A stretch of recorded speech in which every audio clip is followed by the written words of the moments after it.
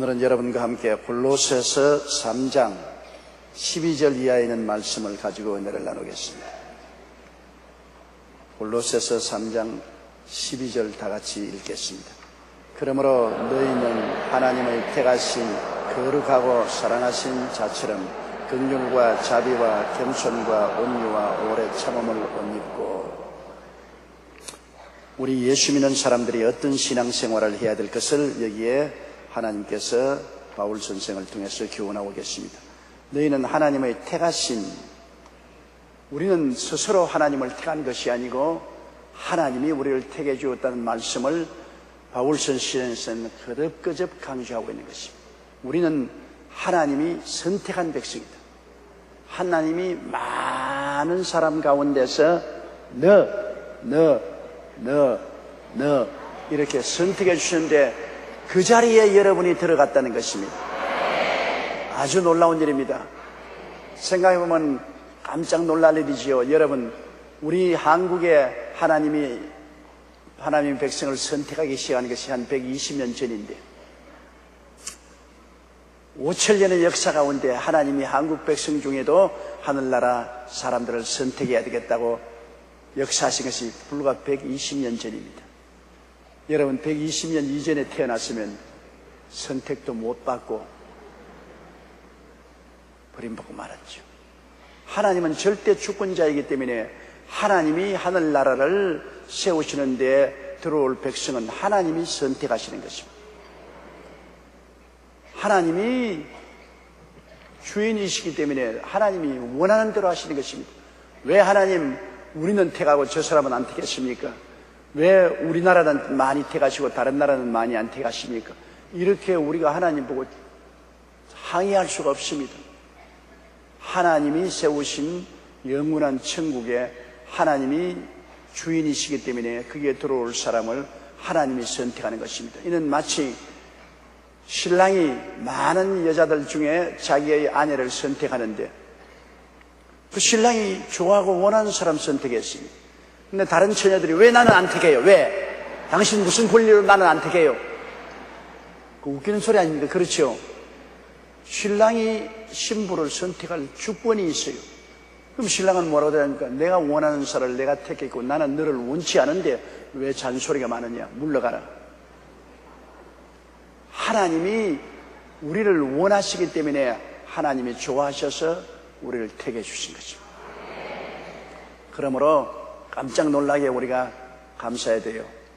복권에 당첨되어도 좋아서 뛰는데 이건 복권 당첨된 것에 비교할 수가 없습니다.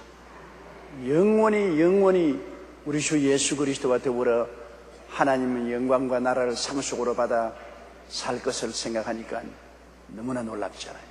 여러분, 죄인들은 영이 죽었지 않습니까? 하나님의 형상과 모양대로 지음받은 영이 육체 속에 사는데 영이 죽어 있습니다. 그러므로 하나님과 교통이 없지요. 육체만 따라서 살다가 육체의 장막집이 무너지면 이제는 육체 속에 죽은 영이 없었기 때문에 죽은 영은 어디 합니까? 영원한 영혼의 무덤인 지옥으로 가는 것입니다. 지옥은 영혼의 무덤입니다. 죽은 영혼들이 그곳으로 다 처리되는 것입니다. 그러나 예수 그리스도를 믿고 영혼이 살아나면 하나님과 교통하고 하나님을 아버지라 섬기는 영혼이 이 육체 속에 삽니다. 육체는 늙어지죠. 그러나 속은 날로 새로워지고 하나님의 은혜로 충만해다가 육체의 장막집이 무너지면 이 육체 속에 더 이상 살 수 없으니까 영혼은 떠나서 하나님의 은총으로 영원한 낙원으로 들어가게 되는 것입니다. 그곳에 예수님이 계시고 12사도들이 계시고 선지자들이 계시고 아브라함과 이삭과 야곱이 있고 다윗이 있고 요셉이 있고 우리 앞서간 성도들이 그곳에 계시는 그곳에 우리가 들어가서 영원한 영광 중에 한없는 즐거움 가운데 사는 것입니다. 이러한 특권을 얻은 것이 얼마나 감사합니다. 우리가 예수 그리스도를 열심히 전하지만은 아무나 전한다고 다 구원받지 않잖아요. 우리 경험상 열심히 전해도 절대로 안 믿는 사람이 있고 또 전하면 받아들여서 믿는 사람이 있습니다. 하나님이 마음을 열어주는 사람은 믿고 하나님이 만문을 안 열어주는 사람은 아무리 애를 쓰고 힘을 써도 안 믿어지는 것입니다. 그러므로 하나님이 택해야 만문을 열어주시는 것입니다. 그래서 만문이 열린 사람은 예수를 구주로 모시고 하나님의 은총을 받아 구원을 얻게 되는 것입니다. 그러므로 이 성경에는 너희는 하나님의 택하신 거룩하고 사랑하신 자처럼, 하나님의 택하심을 받으면 우리에게 일어나는 것은 거룩한 역사입니다. 하나님께서 우리를 흑암의 권세에서 건져내서 그 사랑의 아들 나라로 옮겼는데 나라가 달라져요. 영적인 나라가. 옛날에는 흑암의 나라에 사는데, 흑암의 나라는 더러운 귀신이 있는 나라입니다. 더러운 나라입니다. 마귀가 있는 나라에 사는 것은 다 더럽습니다. 하나님을 모르는 모든 세계는 다 더러운 것이요, 생각과 말과 행동과 삶 전체가 더러운 마귀의 지배를 받고 있기 때문에 더러운 것입니다. 마귀의 지배를 받아요. 화장실에 들어가면 어느 구석에 가도 냄새가 납니다. 뭐 화장실의 앞자리에 냄새가 덜 나고 뒷자리에 냄새가 더 나는 것도 아닙니다. 화장실에 들어가면 요사이 신식 화장실은 안방보다 더 깨끗하니까 괜찮지요. 옛날에 우리가 시골서 살던 덜 화장실 말입니다. 그냥 파놓고 난 다음 그 나무 두 개만 딱 걸쳐놓은 화장실.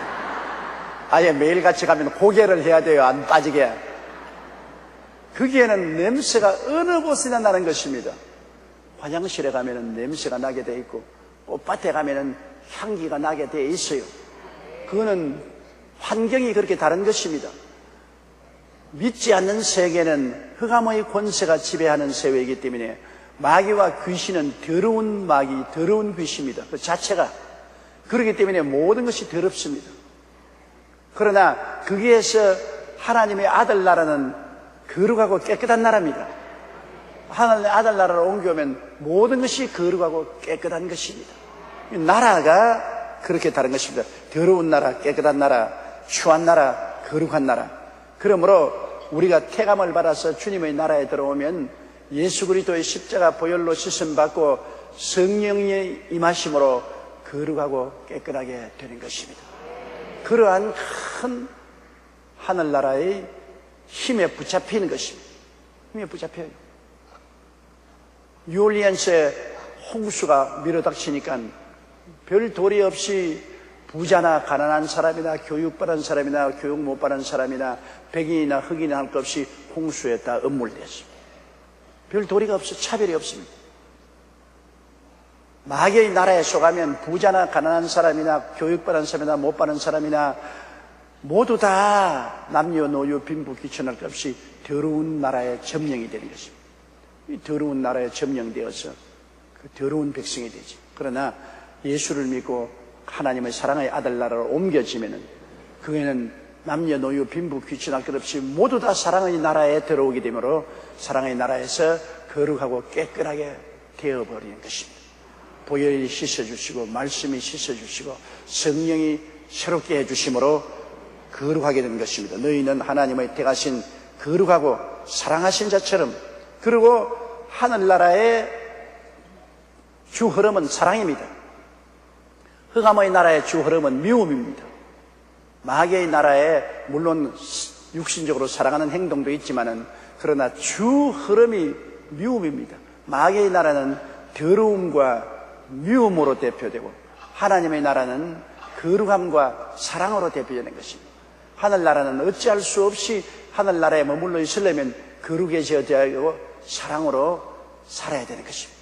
하늘나라의 성령의 역사가 바로 그것입니다. 성령은 거룩하게 하는 영이요 사랑하는 영입니다. 성령이 우리 속에 와 계시기 때문에 별 도리 없이 우리가 거룩하게 되고 사랑하게 되어야만 되는 것입니다. 또 안 되면 큰일입니다. 안 되면 큰일이에요. 우리가 우리의 몸에 향수를 품고 다니면 별 도리 없이 향수가 배어나오게 되어서 향기로운 냄새가 나게 되는 것입니다. 그와 같이 성령이 우리 속에 계신데 성령은 거룩한 영이요 사랑의 영이기 때문에 거룩한 영, 사랑의 영이 우리 영 속에 있으므로 이 영이 우리의 혼과 육체에 배어나오고 우리의 생활에 배어 나와야만 하는 것입니다. 안 나오면 큰일입니다. 안 나오면 문제가 있습니다. 확실히 예수를 믿고 거듭났는지 안 맞는지 점검해 봐야 되는 것입니다. 왜? 가짜 성도들이 많으니까요.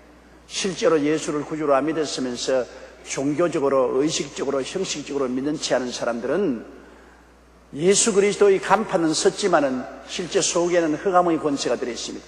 악령이 들어있어서 더럽고 미움의 영이 들어있습니다.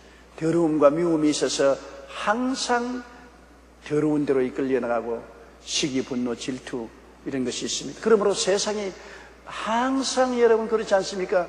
더러움이 세상의 주류가 되고 늘 분쟁과 미움이 주류가 되는 것은 더러운 영, 미움의 영이 점령하고 있다. 그러나 그리스도 안에서는 예수를 구주로 모시면 거룩한 영, 사랑의 영, 성령의 마음을 점령하기 때문에 세월이 흘러갈수록 그 영의 점령을 더 깊이 받아서 거룩하게 되고 사랑하게 되는 것입니다.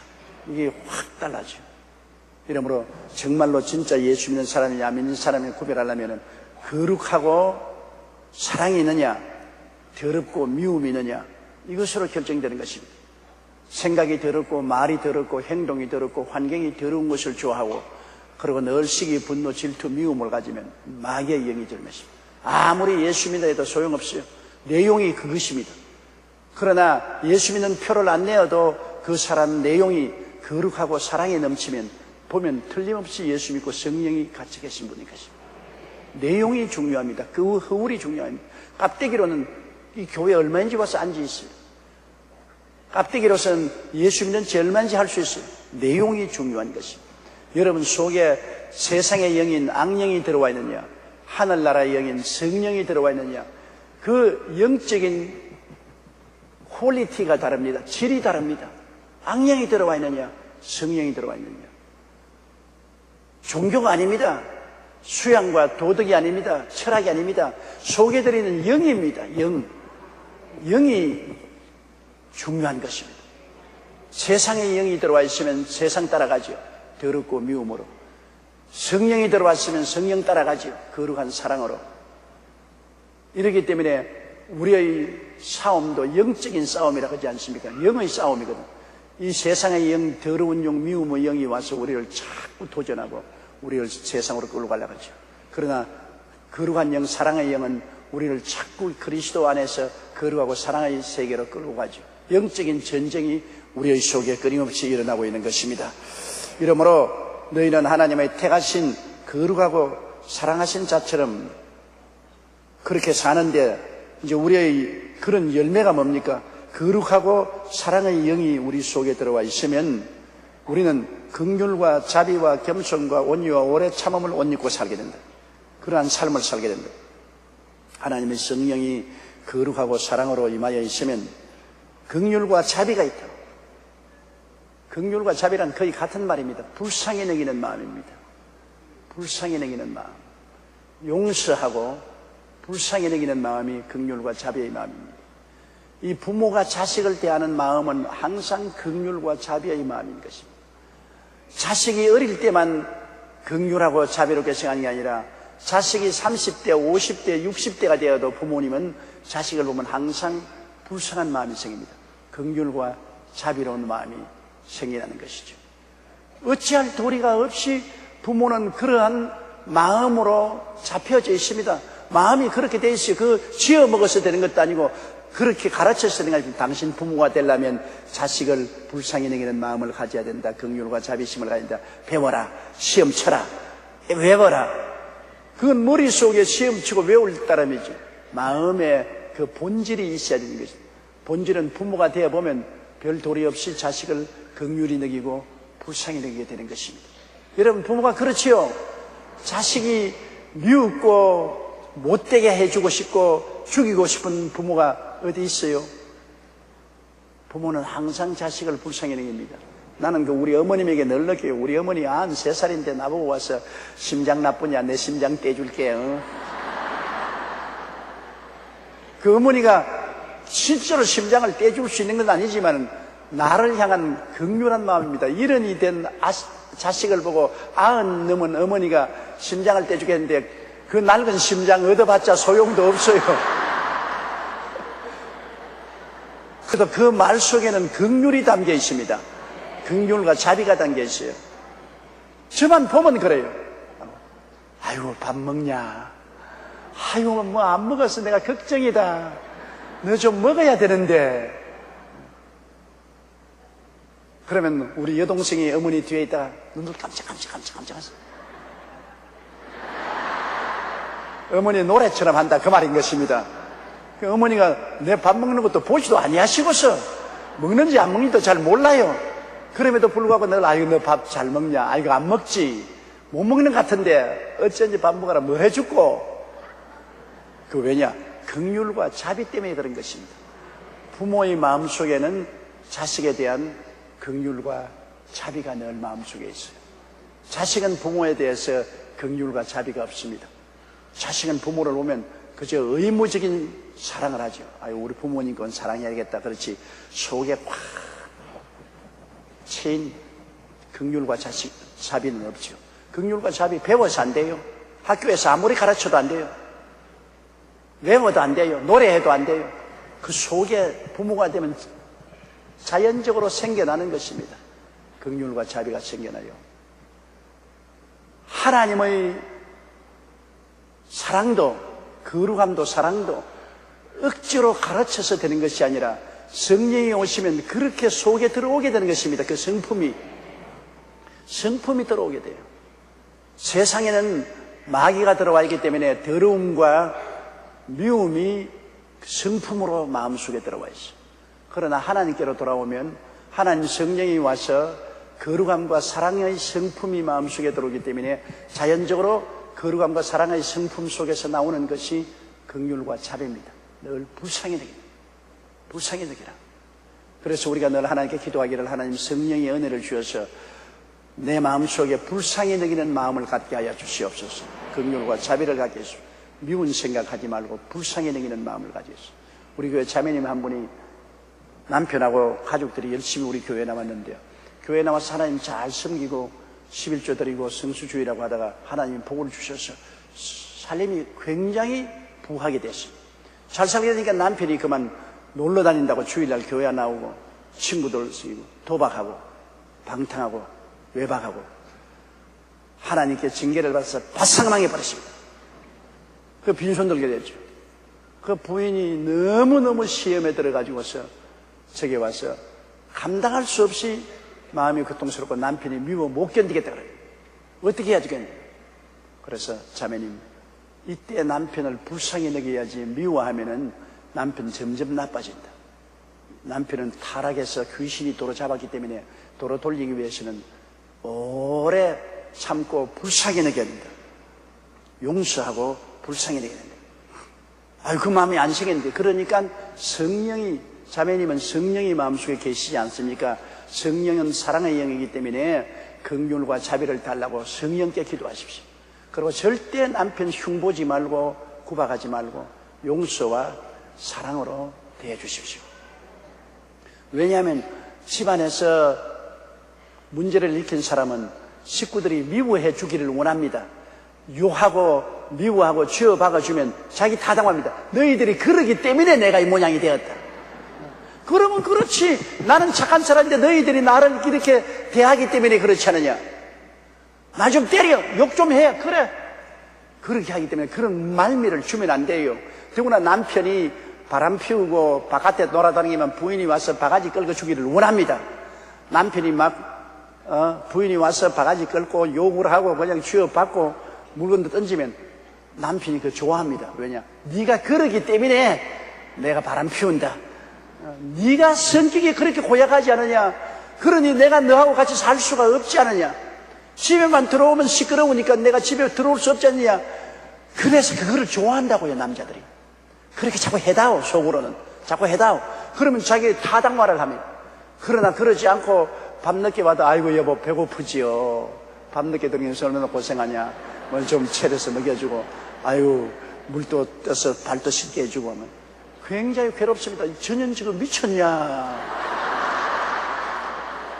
지금 왜 나를 보고 저렇게 하냐. 그래서 오히려 욕하게 하려고 뭐랬냐 잔소리하지만 내가 너 언제부터 그렇게 해달라 그랬냐. 가만 내버려둬.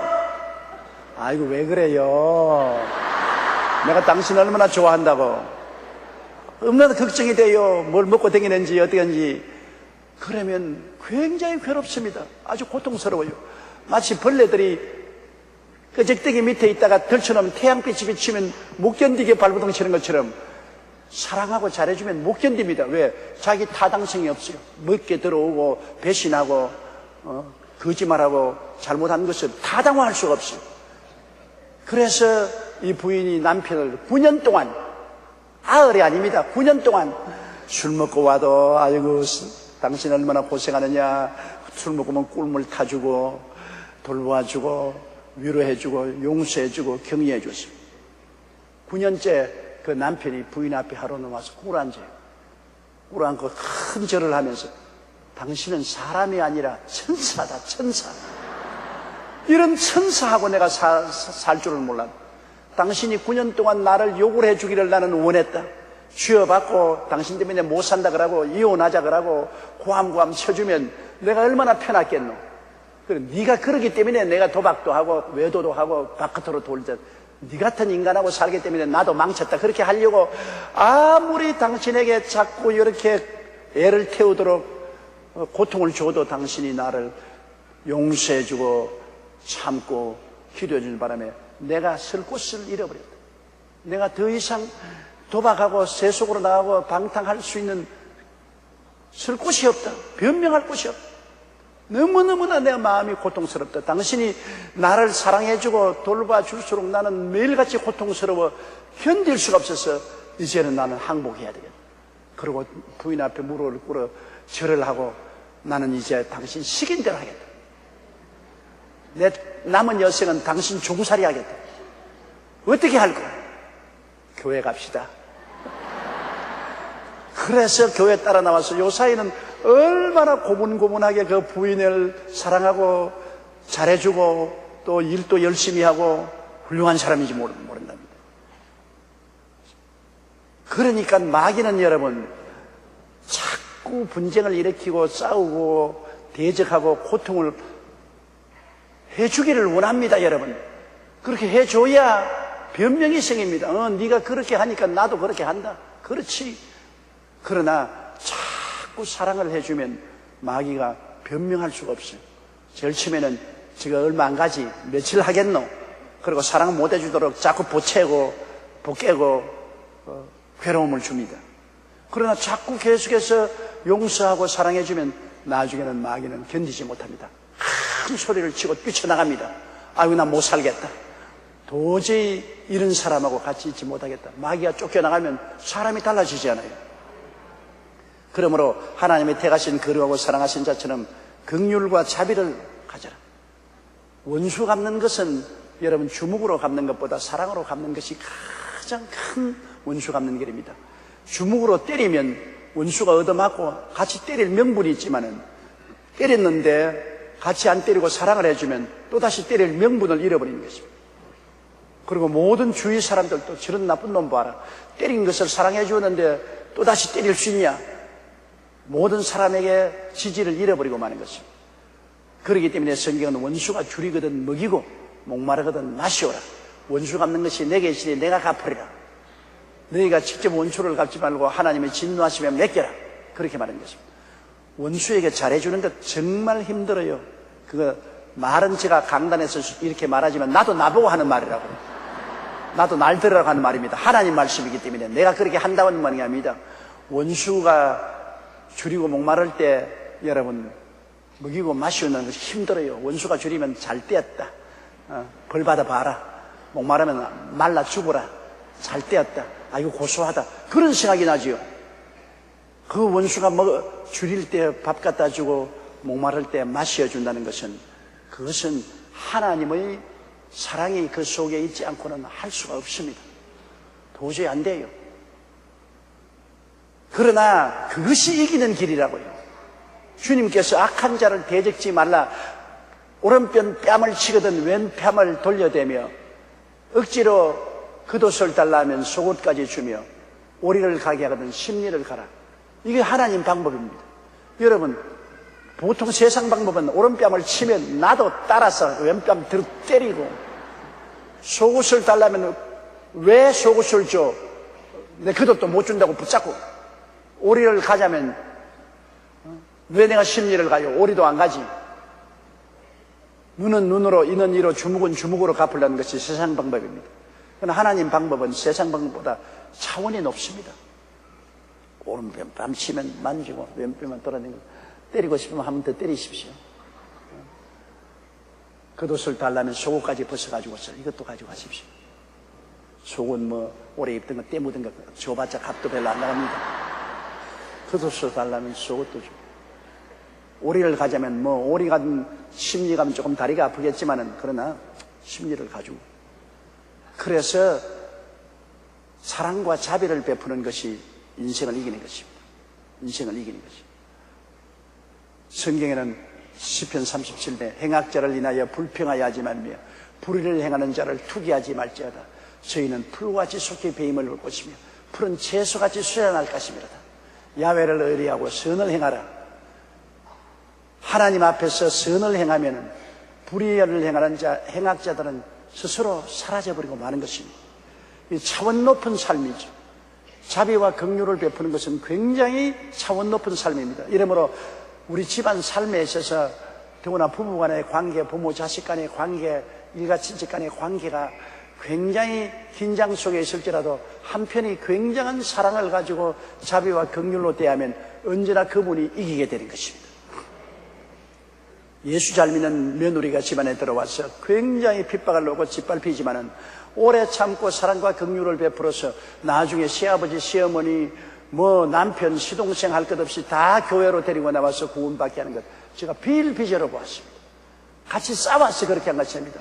오래 참고 견디면서 사랑과 자비를 베풀어서 사람들을 변화시키는 것입니다. 사람의 변화는 사랑과 자비에서 오지 폭력으로 변화 안 됩니다. 협박하고 공갈하고 주먹을 때려가지고서 사람 변화 안 됩니다. 그렇게 할 수 있으면 하나님이 벌써 온 세상을 다 구원했죠. 하나님이 하늘에서 천둥 병력을 때리면서 안 믿는 놈들 다 때려 죽인다. 안 엎드릴 놈 누가 했어요? 그 하나님의 엄미의 명령이에요. 그러나 그것은 가짜로 엎드린 겁니다. 속에서 변화되어서 엎드린 것이 아니라 하나님의 엄명에 겁이 나서 가짜로 엎드린 것이죠. 그러나 하나님이 사람이 되어 오셔서 갈보리 십자가에서 못 박혀 늘어져 내 죄를 짊어지고 내 불의와 추악과 나의 저주와 절망과 죽음을 대신 짊어지고 십자가에 매달려 계십니다. 그건 아무 폭력도 없습니다. 협박도 공갈도 없습니다. 오직 그곳에서는 하나님의 한없는 사랑과 자비와 긍휼만이 넘쳐납니다. 그 앞에 고개를 안 숙일 수가 없습니다. 사람이면 그 앞에 무릎을 꿇을 수밖에 없습니다. 나 위하여 십자가에 중환고초 당하사 되신 죽은 주 예수의 사랑하신 은혜요, 그 은혜 앞에 우리가 무릎을 꿇지요. 주먹이나 폭력 앞에 무릎을 꿇는 것은 아닙니다. 남편이 아내를 너무너무 사랑해 주어서 남편이 아내의 모든 바가지 끓는 것도 다 받아들이고 참고 불쌍히 여기면 나중에 그 아내가 남편에게 굴복합니다. 또 남편이 폭력을 행하고 악할지라도 아내가 너무 선하고 착하면 나중에 그 남편 아내에게 무릎을 꿇습니다. 이 세상에 완력보다 강한 것이 사랑입니다. 차원이 높습니다. 사랑에서 넘쳐나오는 자비와 긍휼은 완력보다도 차원 높은 힘인 것입니다. 오늘 세상은 언제나 실험을 하고 있는데 힘 있는 자가 이기지 않습니까? 힘 없는 자는 집니다. 힘 있는 자가 이기는데 우리가 눈에 보이는 주먹, 물리적인 힘보다 더 강한 힘이 눈에 안 보이는 사랑과 자비와 긍휼의 힘인 것입니다. 사랑과 자비와 긍휼의 힘은 주먹의 힘보다 훨씬 강합니다. 그러므로 주먹으로 대해올 때 우리는 사랑과 자비로 대하면 실패하고 패배하는 것 같지만은 결국에는 언제나 사랑과 자비의 힘이 이깁니다. 그걸 꼭 기억하십시오. 가정생활에서 현재 눈앞에 볼 때는 부부간에 싸움이 나면 그냥 확 속을 뒤집혀주면 속이 시원합니다. 부부간에 싸움하면 할만 못할만 다 한다고요. 그건 왜냐? 남의 속을 뒤집혀 주려고. 여러분도 그렇게 한 경험이 있을 것입니다. 싸움했는데 무슨 자비와 긍휼로 싸움하는 사람 봤어요? 남편은 부인의 속을 뒤집혀주고 부인은 남편 속을 창자까지 확 뽑아서 뒤집혀주거든요. 나중에는 후회할 값에 싸움할 때는 감정이 돋아서 그렇게 합니다. 누가 더 속을 더 많이 뒤집히냐 이 경쟁을 합니다. 그러나 그렇게 하면 지는 것입니다. 그렇게 하면 둘이가 다 져요. 결국에는 냉전이 일어나고 결국에는 가정이 파탄되고 이혼도 할 수 있는 것입니다.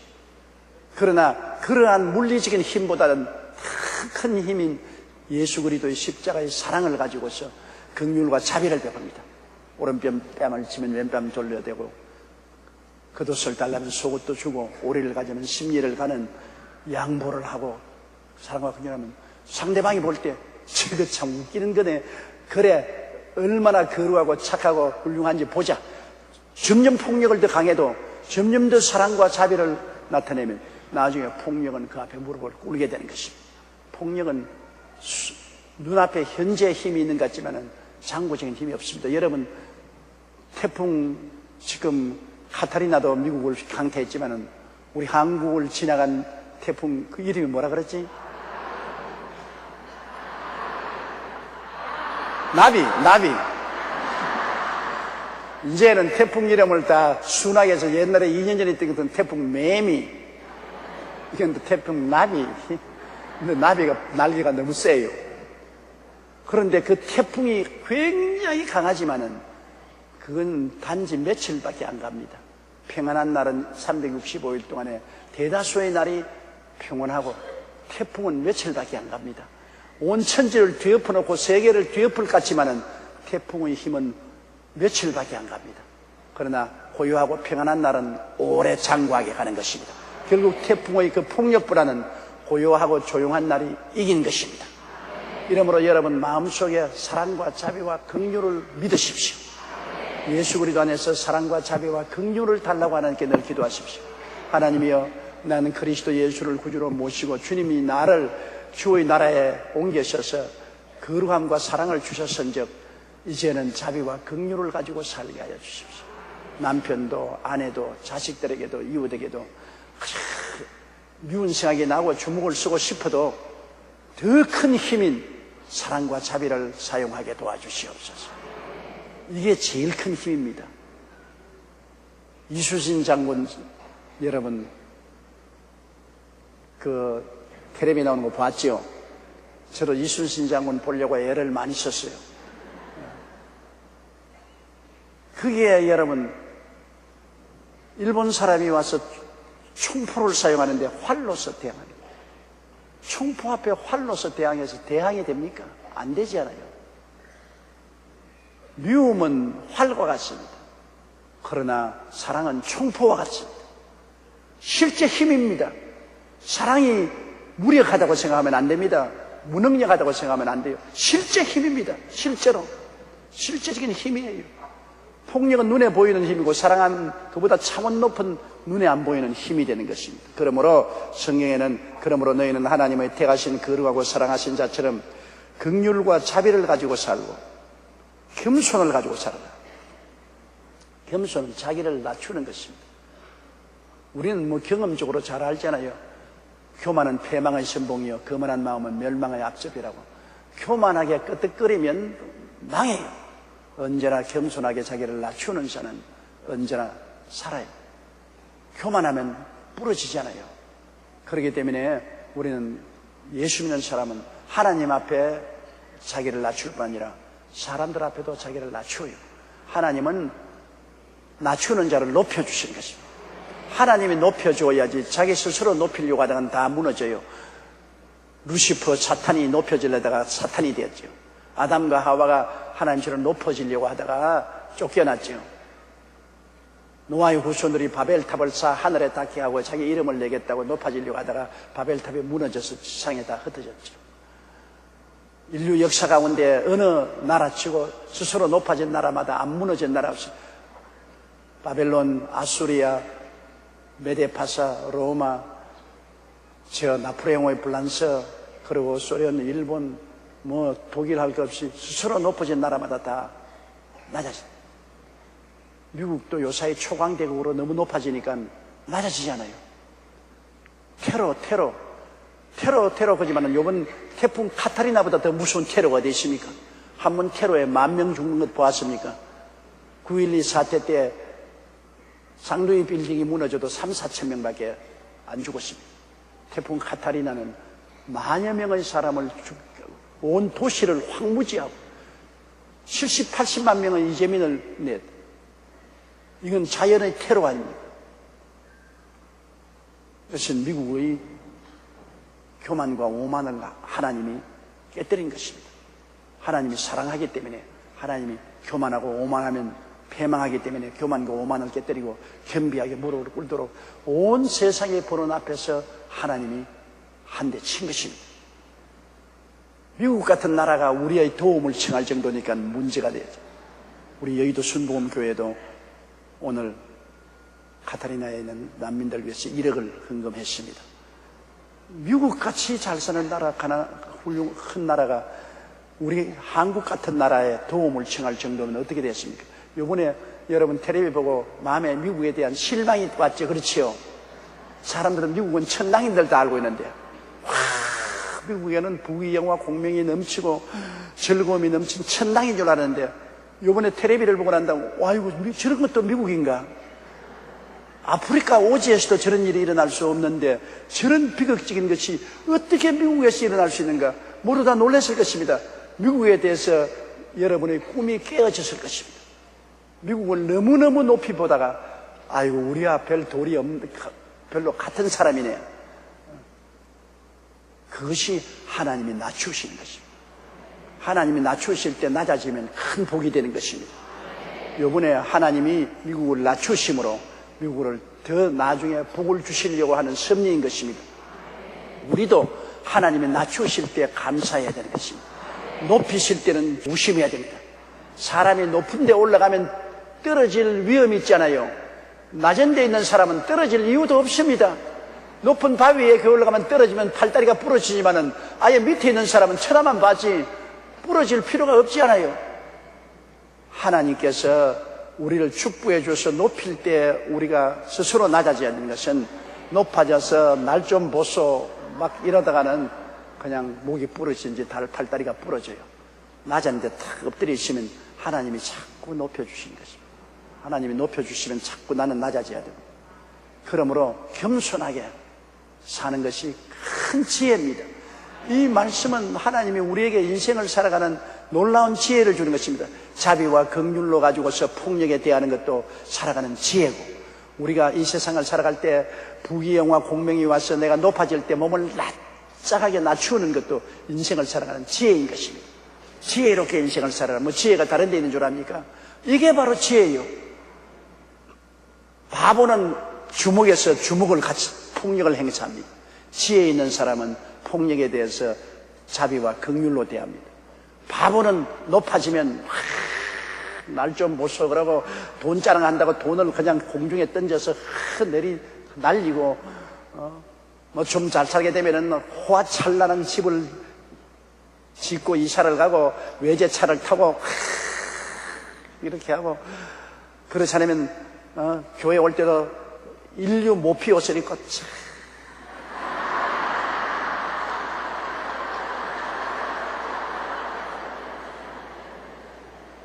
그렇게 할 필요가 없는데 그렇게 하다가 박살이 나는 거예요.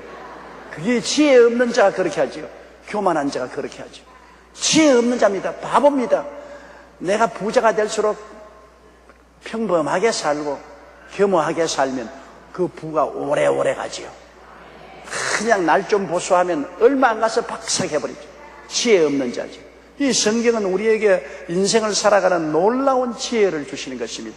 오늘 우리가 이 성경을 공부함으로 하나님 말씀을 통해서 이 놀라운 지혜를 얻어야 되는 것입니다. 말씀을 듣고 실천하지 못하면 지혜 없는 자입니까? 지혜를 얻어야 돼요. 오늘부터 여러분 사랑과 긍휼과 자비를 가지고 살면은 여러분 인생 대인관계에 굉장한 지혜로운 사람이 되고, 여러분이 겸비하게 몸을 낮추면 여러분의 개인의 인생살이에 끝까지 축복과 성공을 유지할 수 있는 지혜로운 자가 되는 것입니다. 그 다음 온유라는 것은 따뜻한 마음입니다. 온유한 마음. 온유한 체험은 오래오래 갑니다. 나는 늘 우리 할머님 생각이 나요. 우리 할머님. 왜? 할머님은 나를 온유하게 받아주셨으니까. 내가 잘해도 못해도 나를 끌어안아서 쓰다듬어주고, 아이고 내 새끼야 그 말이 늘 기억에, 우리 할머니는 초등학교도 못 나왔지만은 언제나 저를 안고, 아이고 내 새끼야. 아마 내 일생에 내 엉덩이를 가장 많이 두들긴 사람은 우리 할머니예요. 잠자리에 들어가면 할머니 얘기하면 할머니가 내 엉덩이를 만지고 두들기면서 아이고 내 새끼야, 아이고 내 새끼야. 그런데 내가 70이 된 내가 그 할머니의 그 온유한 사랑이 그리울 때가 많이 있어요. 다시 한번 할머니가 계시면 할머니가 안 껴서 늙은 엉덩이라도 좀 얻어맞았으면 좋겠다. 아이고 내 새끼야. 덩어리 싹싹 쓰다듬어주고. 한 번은 시골에 옹달샘에 가서 더운데 제가 중학교 3학년 때인데 엎드리니까 물을 이렇게 끼얹어서 등물을 이렇게 해주면서 와, 이제 보니까 등이 넓적한 게 어른 다 됐네. 그 말이 얼마나 듣기 좋았는지 몰라요. 등이 넓적한 게 어른 다 됐네. 그래서 요 사이도 제가 옷을 갈아입을 때 거울 앞에 등이 넓적한지 안 넓적한지 이렇게 봐요. 그 온유한 마음으로 대해준 것은 오래오래 마음속에 기억이 납니다. 싸나운 사람은 다 기억 속에 사라져버리고 말지만은 온유한 마음으로 대해준 것은 너무너무 기억이 나요. 일본 사람이 우리하고는 역사적으로 원수관계가 있지만은 그 중에도 일반 정부가 그렇지 개인적으로 좋은 일본 사람들 많아요. 제가 초등학교 1학년에서 2학년 동안에 우리 담임을 한 아라이 센세이라고 있어요. 여선생인데 그때는 아마 동경에서 피란 와가지고서 우리 시골에 와가 있으면서 임시 학교를 선생을 한 것 같아요. 왜냐하면 그 선생을 만나보려고 우리 학교에 가서 교사 명부를 찾아봐도 없어요. 이름만 내가 한 아라이 센세이라고 여선생인데 얼마나 친절하고 온유하게 되는지 몰라요. 그때는 일본 사람이 뭐 천하의 호령을 하고 한국 사람을 인간 취급을 안 할 때도 저희가 가면 언제나 품어주시고 그러고 이를 잡아줘요. 그때는 이가 많으니까 그 여선생님이 일본 사람은 이가 없는데 한국 사람은 이가 있었어요. 그래서 제 머릿속에 이렇게 뒤지가 머릿속에 있는 이도 잡아주고 옷 속에 있는 이도 잡아주고 굉장히 사랑을 베풀면서 돌봐주는데 그 온유한 마음이 지금도 제 마음속에 사라지지 않아요. 일본 사람을 대할 때 그 아라이 센세이에게 받은 사랑과 온유함이 마음속에 늘 간직이 되어서 미운 사람도 곱게 보게 돼요. 그 인상이 얼마나 강한지 몰라요. 온유한 마음. 우리 부모님을 생각할 때 늘 부모님이 사랑을 해준 부모님은 오래오래 기억이 나지 않아요.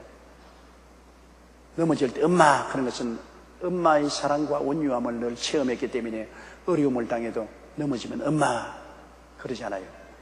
좀처럼 넘어질 때 아빠 하는 사람이 없는데 요 사이 애들은 아빠 하는 애들이 많아요. 이제는 아버지가 까꿀로 대가지고서 자식들을 온유하게 돌봐주고 엄마는 그냥 치마 바람 날리고 그냥 바깥에 그냥 아프다고 돌아다니고 사납게 구호하니까 요새는 애들이 어려운 일 때가면 아빠 그러고 우는 애들이 많다고 그래요. 거꾸로 됐어 이제 세월이. 그런데 온유한 마음이 사람의 마음을 부드럽게 만들고 오래오래 기억나게 만드는 것입니다. 이것도 인생을 사는 지혜입니다. 부드럽고 따뜻한 마음, 온유한 마음. 이게 얼마나 좋습니까? 여러분 동물 중에서 가장 좋아하는 동물이 개 아닙니까? 개는 온유한 마음을 가집니다. 잘 길들이고 주인을 잘 따르고 부드러운 마음을 가진 온유한 마음을 가지기 때문에 가장 사랑하잖아요. 사람들이 가장 사랑을 하는 것이 개 아닙니까? 제일 이름은 나쁘겠습니다. 개 같은 놈, 개 같은 짓 한다. 그러면서도 실제로 개를 가장 사람들이 사랑하는 것은 온유한 동물입니다. 주인에게 교육을 잘 받고 잘 따르는 것이 온유한 마음이거든요. 하나님이 누구를 사랑하느냐? 온유한 사람 사랑해요. 하나님께 훈련을 잘 받고 하나님을 잘 따르는 사람 좋아해요. 여러분도 그렇잖아요. 구역장으로서 지역장으로서 구역원이나 지역원 말 잘 듣고 잘 따르는 성도가 좋죠. 말 잘 듣고 잘 따르는 사람이 좋아요. 나도 그래요. 여러분 중에 내 말 잘 듣고 잘 따르면 좋아요. 내 말도 안 듣고 자꾸 거역하면 밉진 않지만 조금 안 좋아요. 온유한 마음, 그 마음 참 좋습니다. 위에 사람을 존경하고 잘 따르는 마음이 온유한 마음, 하나님을 잘 따르고 순종하는 마음이 온유한 마음. 그래서 긍휼과 자비와 겸손과 온유와 오래 참음을 옷 입고, 오래 참는다는 것은 사랑의 특성 중에 하나인데, 여러분, 사람이 성급하면 안 돼요. 무슨 일이든지 세월이 지나가 보면은 다 해결돼요. 우리가 그 당시에는 온 천지가 다 뒤엎어지고 절망인 같아도 또 세월이 흘러가 보면 또 다 문제가 해결되고 또 사는 사람은 살게 돼요. 오래 참는 것이 참 좋습니다. 그냥 이판 저판 사판이라고 때리치워버리면 안 돼요. 그냥 어렵다고 아이고 그냥 목매버리라고 그냥 목매서 그래버리면 어떻게 해요? 그 시간만 넘기면 목맬 생각 안 생기는데요. 한강에서 뛰어내릴 때 그 순간에 지옥 같은 마음이 생기기 때문에 뛰어내리지요. 그 순간이 지나고 나면은 또 정상적으로 생각하게 되어요. 오래 참는 마음은 참으로 좋은 마음입니다.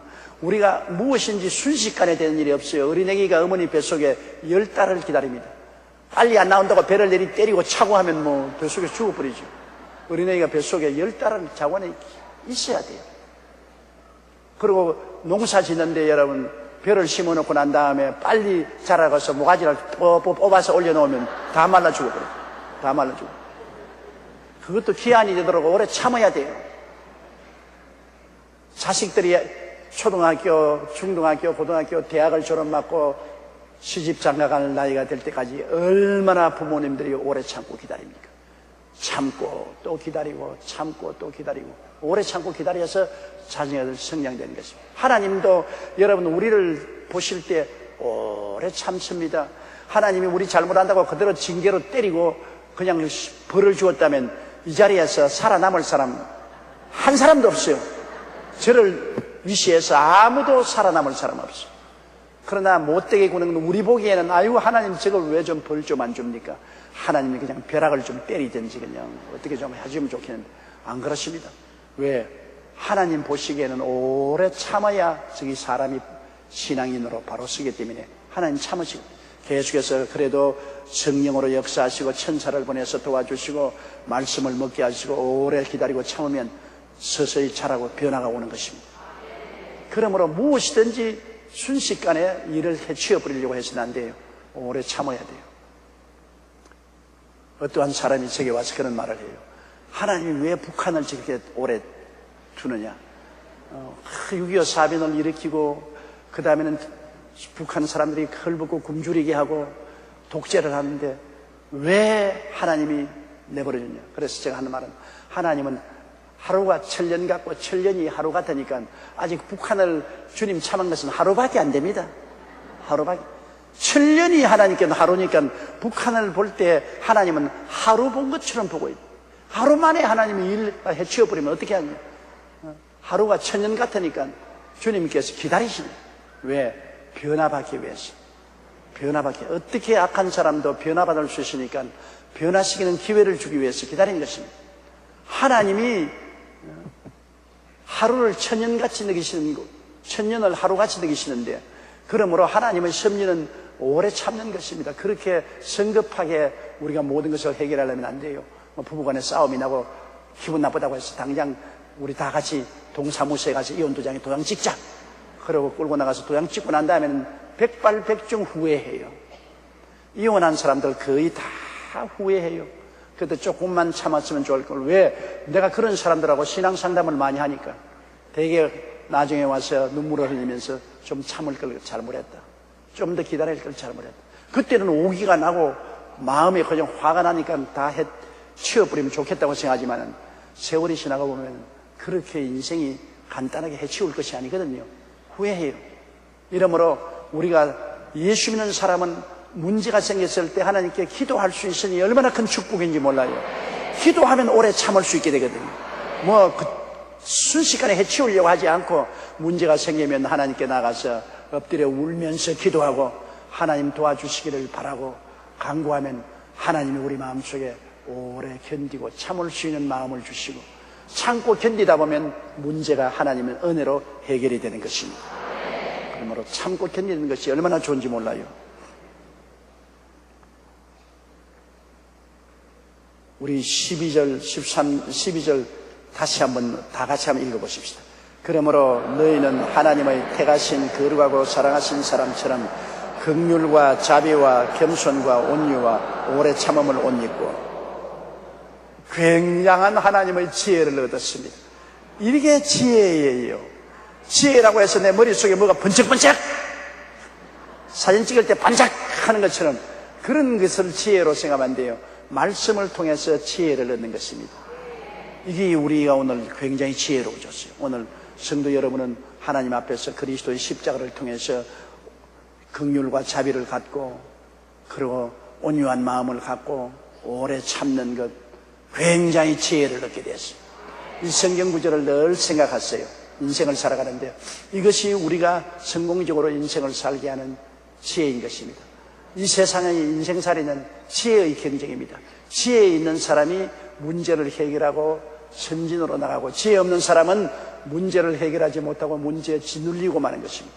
이런 것이 다 우리가 인생 문제를 해결하고 앞으로 전진해 나갈 수 있게 만들어주는 것입니다. 긍휼과 자비와 겸손과 온유와 오래 참음을 옷 입고, 13절요. 누가 네게 혐의가 있거든 서로 용납하여 피차 용서하되 주께서 너희를 용서하신 것과 같이 너희도 그리하고. 용서한다.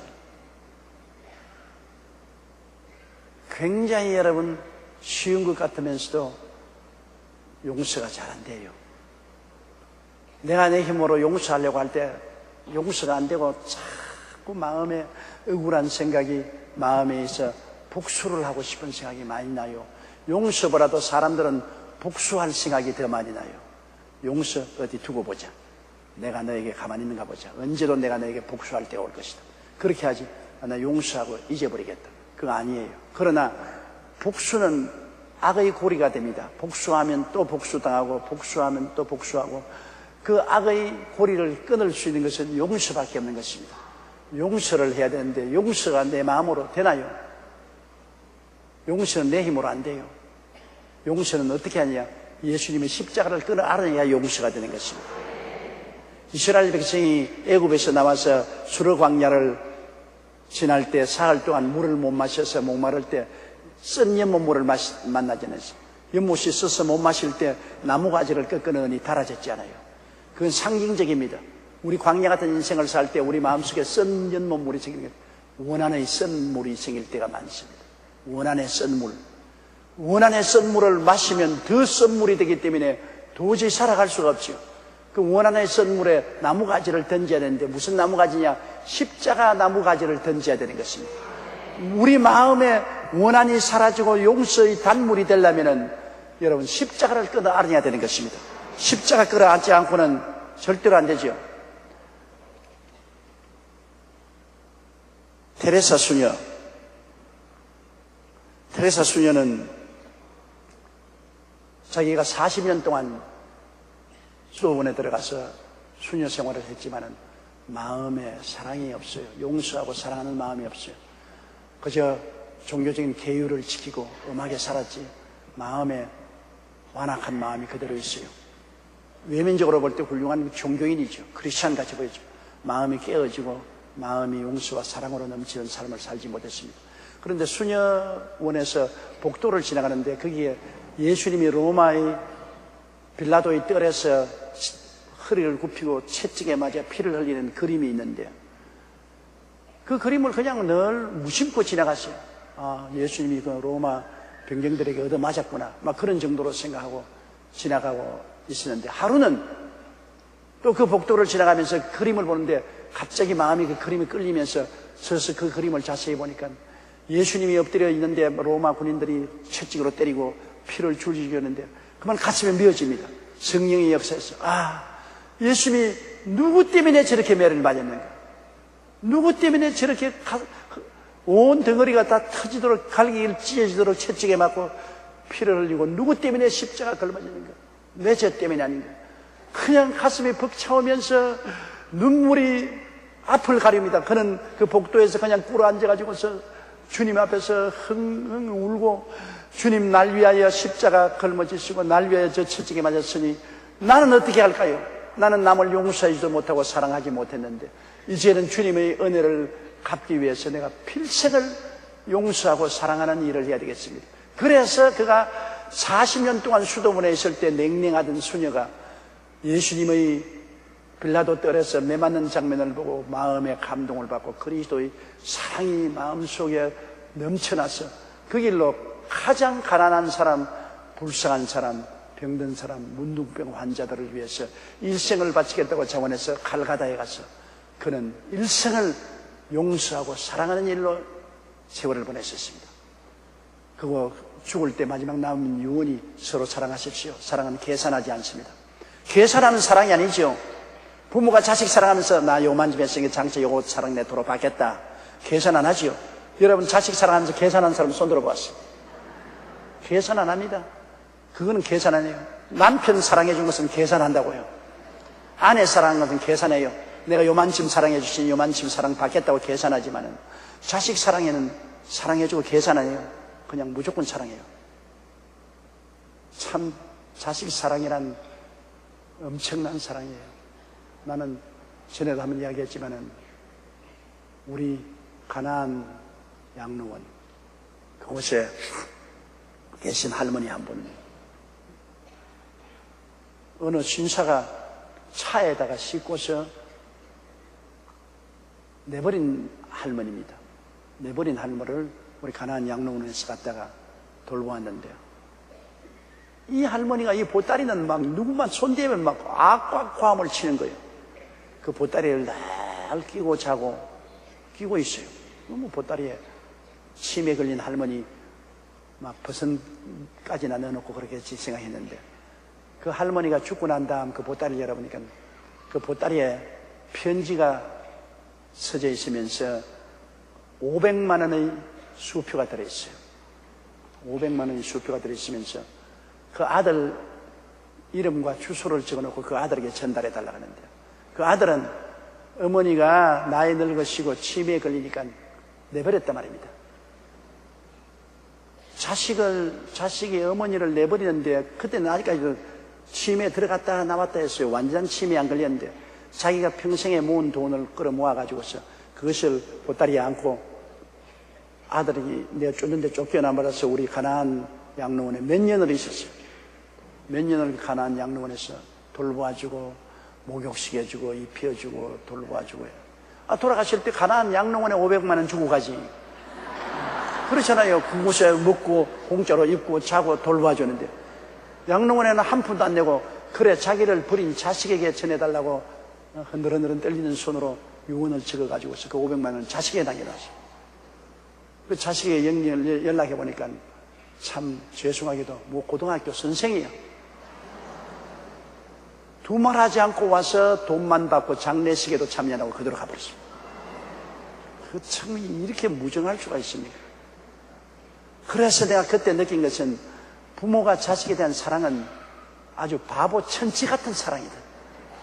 모질고 근질긴 인연이다. 자식은 부모를 버렸는데 부모는 자식을 버리지 못합니다. 왜? 계산하지 않은 사랑입니다.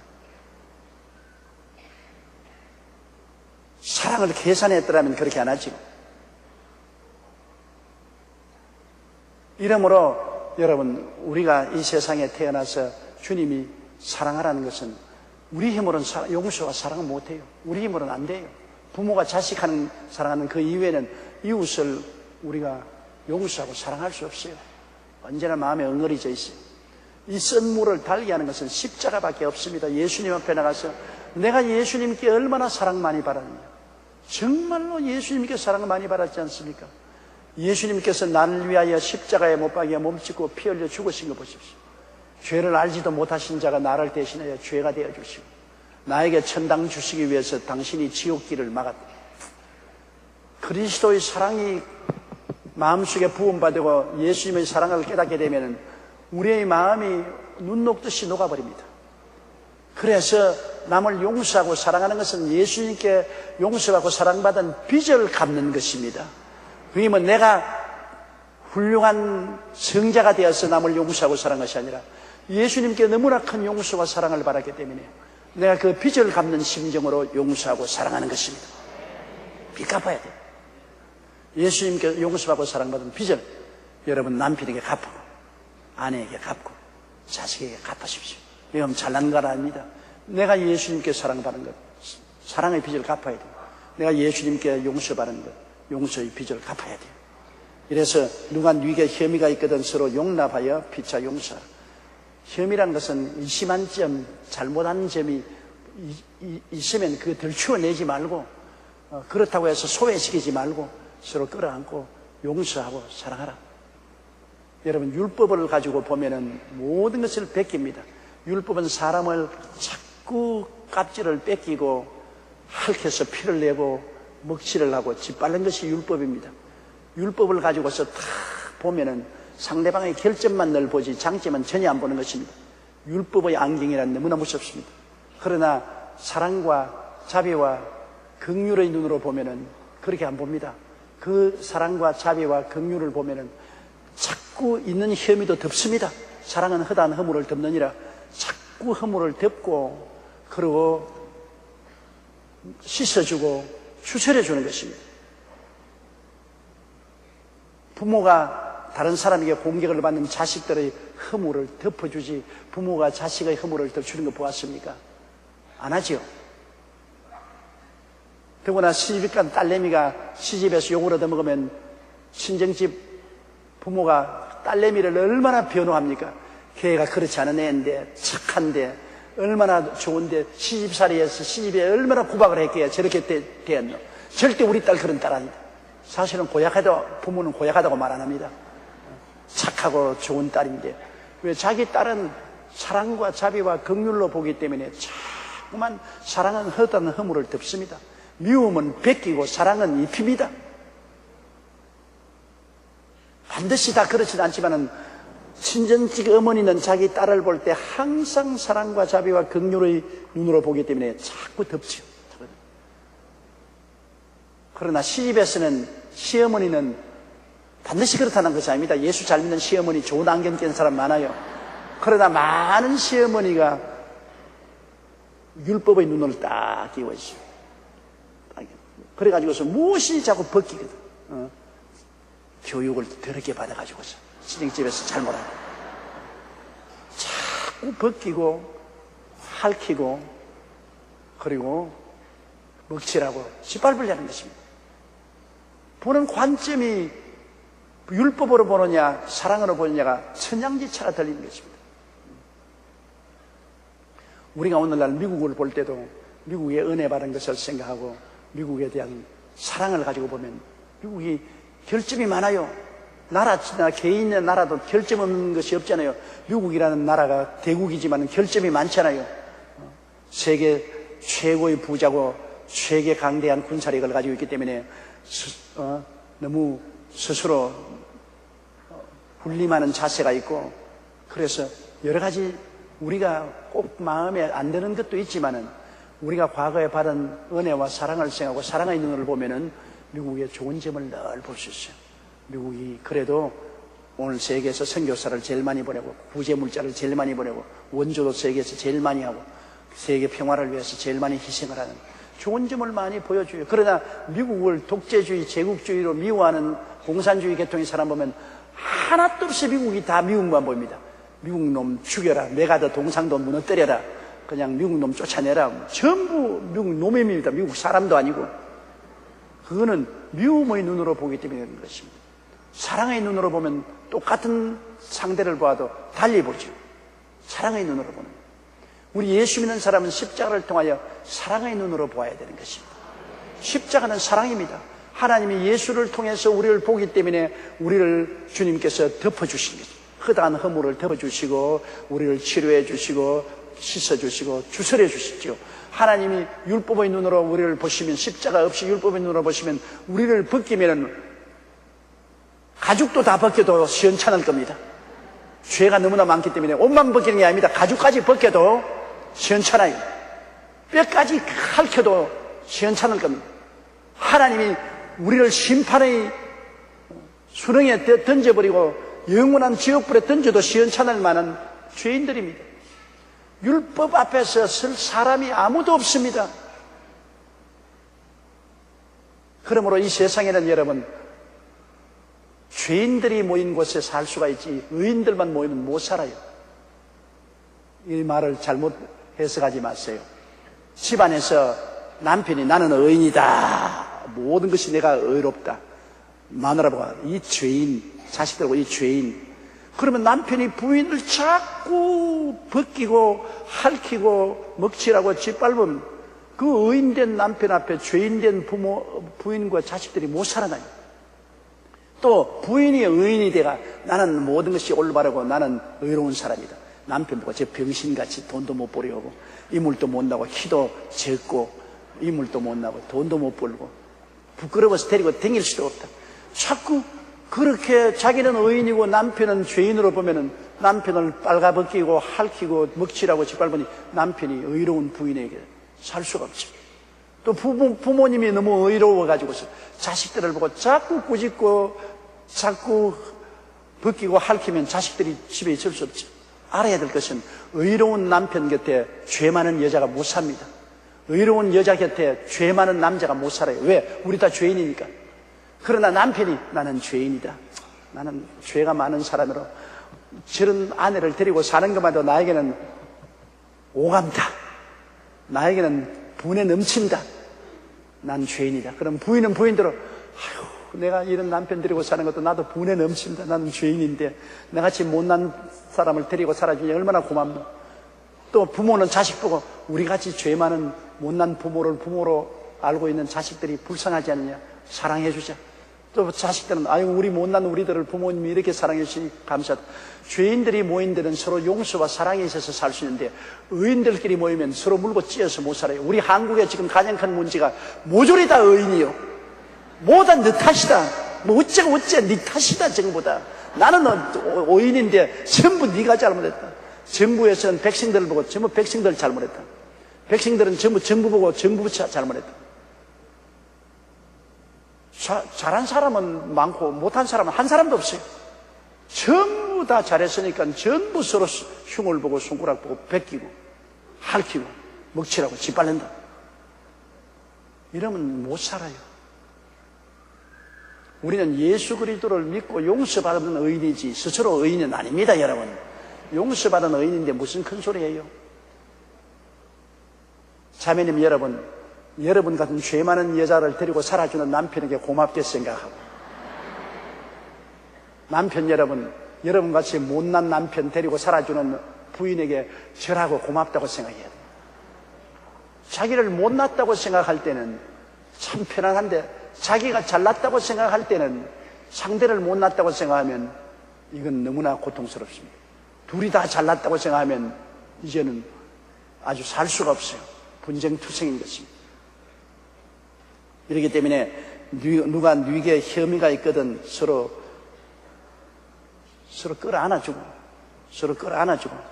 피차 용서해. 주님께서 우리를 십자가에서 끌어안아주고 우리를 용서해 준 것처럼 우리도 그렇게 하라. 우리는 십자가의 사람입니다. 우리는 보통 사람이 아니에요. 우리의 마음속에 나무가지를 꺾어 던진 사람입니다. 십자가가 우리 마음에 있는 사람들인 것입니다. 세상 사람과 틀립니다. 세상 사람은 썬 연못물에 아무것도 없어요. 썬 연못물 부글부글 끓고 있고 그걸 마시고서 생활 전체가 써 있어요. 그러나 우리는 썬 연못물에 나무가지를 던졌습니다. 십자가를 던졌습니다. 달아졌습니다. 달아진다는 건 뭡니까? 용납하고 용서로 우리 마음이 달아졌습니다. 그걸 알아야 됩니다. 그러므로 예수 그리스도를 구주로 믿는다는 것이 그냥 종교를 받아들인 것만 가지고는 아닙니다. 예수를 받아들임으로 말미암아 우리 마음속이 달아져야 되는 것입니다. 십자가를 통하여 용서하고 용납하는 마음이 되어야 되는 것입니다. 그리스도를 모신다는 것은 우리 인생에 있어서 거대한 변화를 말하는 것입니다.